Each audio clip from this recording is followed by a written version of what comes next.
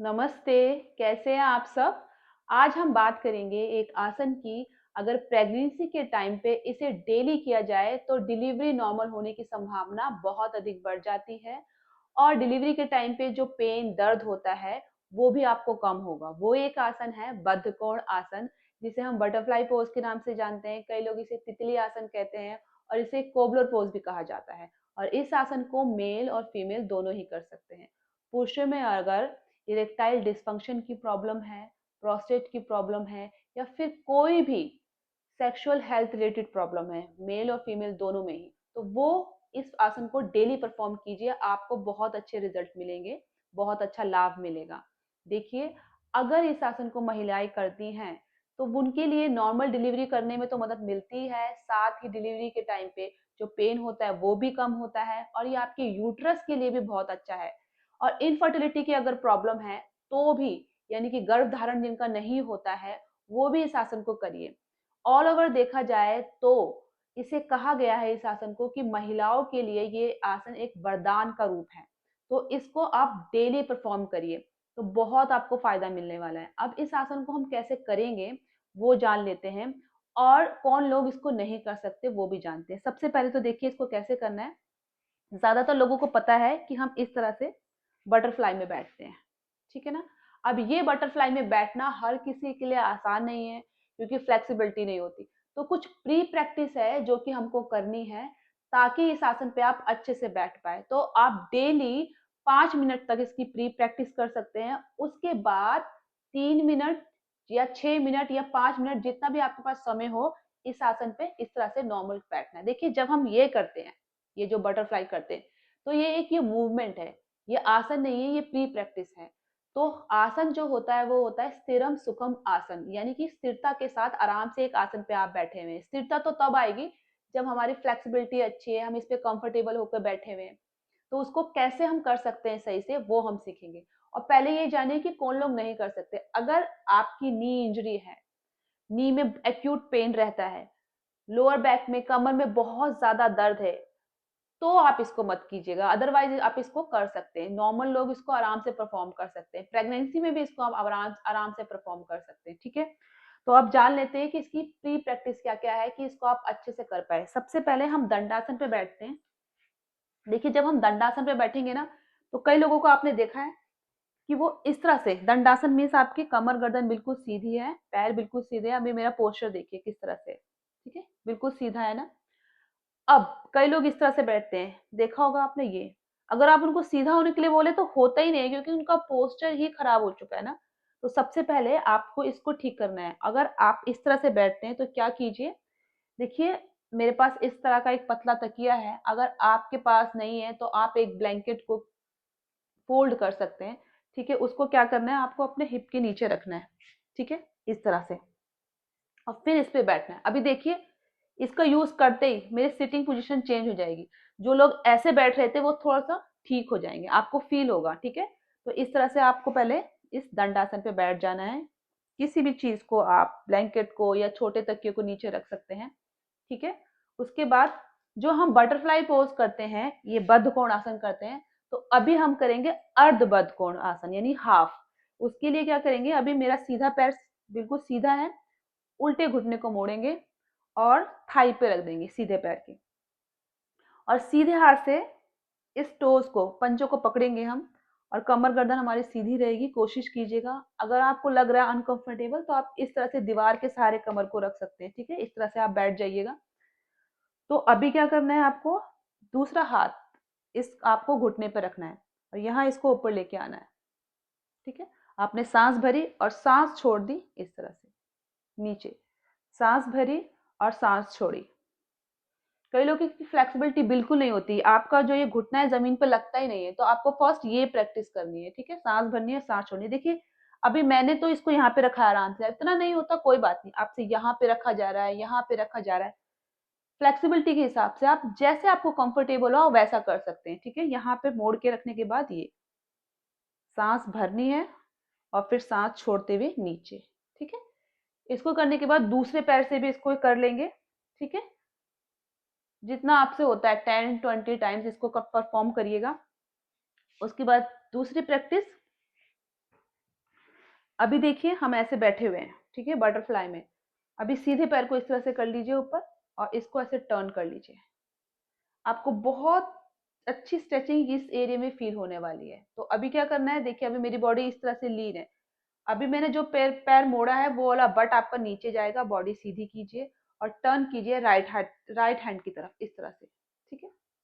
और यहाँ पे होल्ड करिए, यहाँ पे आपको स्ट्रेच फील हो रहा है, होल्ड करिए 10 20 30 जितना आप कर सकते हैं कंफर्टेबली, ठीक है। अगर कम होता है स्टार्टिंग में तो कम कीजिए, कोई बात नहीं, वापस आइए।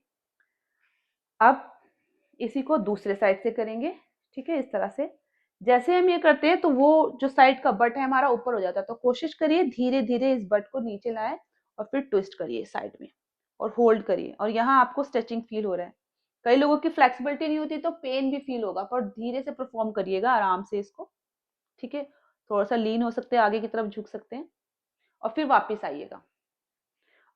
एक और प्रैक्टिस हम कर लेते हैं। उसके लिए आपको क्या करना है, पैरों को इस तरह से खोल लीजिए, ठीक है, और दोनों हाथों को पीछे लेके जाइए, कमर को सीधा करिए और हल्का सा आर्च बनाइए बैक की तरफ, ठीक है। आपका ये पूरा जो चेस्ट एरिया ओपन रहेगा।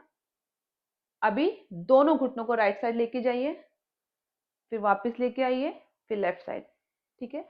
दिख रहा है आपको, इस तरह से आपको करना है, ये राइट लेफ्ट, ठीक है। सांस भरी, सांस छोड़ी, सांस भरी, सांस छोड़ी, ठीक है। Inhale exhale, inhale exhale. ये प्री प्रैक्टिस आपके इस एरिया में अच्छे से फ्लेक्सिबिलिटी को बढ़ा देगा। फिर उसके बाद आप बहुत अच्छे से बद्धकोण आसन कर सकते हैं, ठीक है। ये प्री प्रैक्टिस करने के बाद, इस प्री प्रैक्टिस को आप 5 मिनट तक कर सकते हैं। जो भी मैंने 3 प्रैक्टिस बताई हैं वो 3 प्रैक्टिस को आप 5 मिनट कंटिन्यू प्रैक्टिस कर सकते हैं, 10 20 30। उसके बाद फिर आइए आप बद्धकोण आसन पे। बद्धकोण आसन पे भी देखिए, जिसको सिटिंग पोजीशन सही नहीं है, बॉडी ऐसे रहता है आगे की तरफ, ठीक है। तो अभी या फिर देखिए, या तो फिर ऐसे रहता है कईयों का, यानी कि ऐसे करना पड़ता है क्योंकि बॉडी आपका अलाइन नहीं है। और कई लोगों को क्या होता है, ऐसे बॉडी पीछे रहता है, ठीक है, क्योंकि कंफर्टेबल ही फील नहीं हो पा रहा, तो वो लोग इस तरह से ऐसे तकिए को लगा लेंगे। अब हम लास्ट में बात कर रहे थे बदकोणासन की, ठीक है। आप दीवार का सहारा भी ले सकते हैं, प्रेग्नेंट हैं तो आप दीवार का सहारा ले सकते हैं, या फिर फ्लेक्सिबिलिटी बिल्कुल नहीं है तो भी आप दीवार का सहारा ले सकते हैं। अब फाइनली हम आ रहे हैं इस पे, बदकोणासन पे, ठीक है। अभी तक तो आपने प्री प्रैक्टिस देखी थी किस तरह से करनी है। इस प्री प्रैक्टिस को आप कर लेंगे और फिर आएंगे यहाँ पे भी आप थोड़ा सा बटरफ्लाई यानी मूवमेंट कर लेंगे। यहाँ पे क्या करना है, उंगलियों को ऐसे इंटरलॉक करिएगा, फिर इस पंजे को पकड़ने की कोशिश करिए और धीरे से पैर को पीछे ले जाइए आराम से, और फिर ये अप एंड डाउन, ठीक है। ये मूवमेंट अच्छा हो रहा है आपका। हाथ आपके देखिए सीधे रहेंगे, कमर आपकी सीधी रहेगी, गर्दन सीधी रहेगी, ठीक है। जो आपका स्पाइन है उसका एक नॉर्मल कर्व होता है, स्पाइन सीधा नहीं कर सकते क्योंकि स्पाइन में हल्का कर्व होता है, तो उस नेचुरल कर्व के साथ आप रहिए, कमर गर्दन को सीधा करके, ठीक है, इस तरह से। और ये कंटिन्यू आप मूवमेंट करते रहेंगे। इसको भी आप 30 काउंट तक कर सकते हैं कंटिन्यू। अगर टाइम है तो आप ज्यादा भी कर सकते हैं, ठीक है। इसमें आपको कोई नुकसान नहीं है। ये करने के बाद आपको क्या करना है, देखिए अभी जो आपके पैर के तलवे हैं, ये जो सोल है, इसको एक साथ टच करने की कोशिश जैसे आप करेंगे तो ये पैर आपके उठ जाएंगे, ठीक है। ऐसा मत कीजिएगा, इसको ओपन करिए। देखिए जैसे जैसे आप ओपन करेंगे आपके घुटने जो है नीचे जाएंगे और यहाँ पे अच्छी स्ट्रेचिंग मिलेगी। उसके बाद दोनों हथेलियों को यहाँ पे रख लीजिए अपने घुटनों पे, और धीरे धीरे आपको ऐसे हंच नहीं बनाना है, ठीक है ना। कमर को गोल नहीं बनाना है, कमर गर्दन सीधी रहेगी और धीरे से चेस्ट ओपन रहेगा, और धीरे से इस तरह से प्रेस करते हुए आगे की तरफ झुकना है, ठीक है।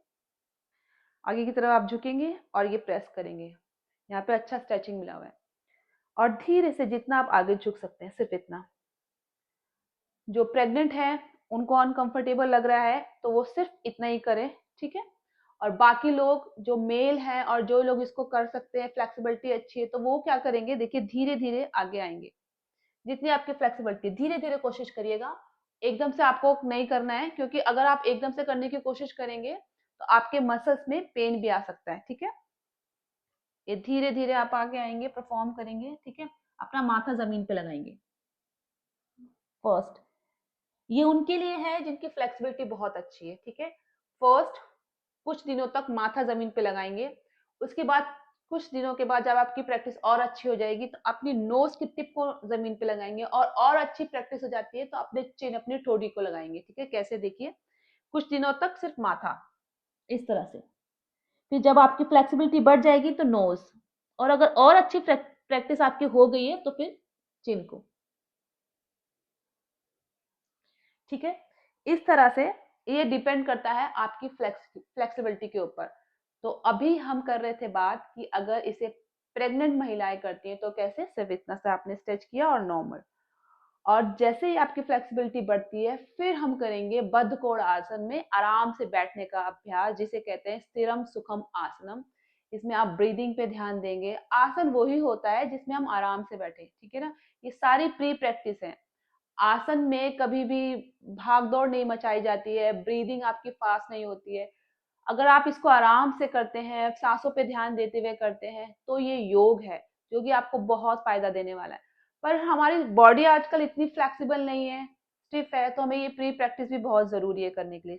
अब फाइनली हम बद्धकोण आसन की बात कर रहे हैं, जब हम कर लेंगे ये सब और अपनी फ्लेक्सिबिलिटी भी बढ़ा ली है हमने कई दिनों तक करने के बाद, उसके बाद आप क्या करेंगे, देखिए, इंटरलॉक करिए फिंगर को और ये ऐसे अपने पंजों को पकड़ लीजिए। आपके पैर जितने ओपन हो रहे हैं, ठीक है, फिर भी अगर फ्लेक्सिबिलिटी नहीं है, इस तरह से भी रह रहा है और अनकंफर्टेबल लग रहा है, आप प्रेग्नेंट हैं, तो आप क्या करेंगे, इस यहाँ पे भी दो तकिए को आप रख सकते हैं ताकि ज्यादा फोर्स ना आए। ठीक है, आसन पे आप आराम से बैठ पाए। अभी कमर गर्दन बिल्कुल सीधी, आप दीवार का सहारा भी ले सकते हैं पीछे से, और यहाँ आंखें बंद करके बैठना है। जैसा कि मैंने पहले बताया है आपको कि ये आसन महिलाओं के लिए एक वरदान का काम करता है, इसको अगर प्रॉपर वे में आप करते हैं तो। अभी आप बैठे हुए हैं, आंखें बंद हैं आपकी, ध्यान सांसों पे है, ये आपका स्ट्रेस भी रिलीज करता है। और प्रेगनेंसी के टाइम पे ये आपके लिए तो अच्छा है ही, क्योंकि आपकी भावनाएं, आपके हॉर्मोन्स चेंज होते हैं और उस टाइम पे स्ट्रेस लेवल थोड़ा सा बढ़ जाता है, तो वो भी रिलीज होता है, आप हैप्पी फील करते हैं। अगर आप हैप्पी फील कर रहे हैं तो आपका बेबी भी, वो भी हैप्पी फील कर रहा है। तो इसलिए प्री प्रैक्टिस करिए और फिर इसके फाइनल पोज पे आके स्थिरम सुखम आसनम बिल्कुल अच्छे से परफॉर्म करना सीखिए। ब्रीदिंग के साथ नॉर्मल बैठ जाएंगे आप, इस पे बैठ सकते हैं 3 मिनट तक। ठीक है, सांसों पे ध्यान दीजिए और नॉर्मल बैठिए, उसके बाद वापस आ जाइए। इस तरह से इस आसन को करना है, मेल और फीमेल दोनों ही कर सकते हैं। मुझे आशा है कि आपको ये मेरा प्रयास अच्छा लगा होगा और आप इसको करके प्रॉफिट लेने वाले हैं, लाभ लेने वाले हैं। जरूर ये आसन जो भी प्रेग्नेंट महिलाएं देख रही हैं इसको कीजिए, ताकि आपको नॉर्मल डिलीवरी हो सके और डिलीवरी के टाइम पे जो पेन होता है वो भी कम हो। तो चलिए, फिर मिलते हैं एक नए वीडियो में। और मेरी ये वीडियो आपको पसंद आई है तो आप इसे लाइक करिए, सब्सक्राइब करना मत भूलिए। Thank you so much, love you so much. अब मिलते हैं दूसरी किसी वीडियो में।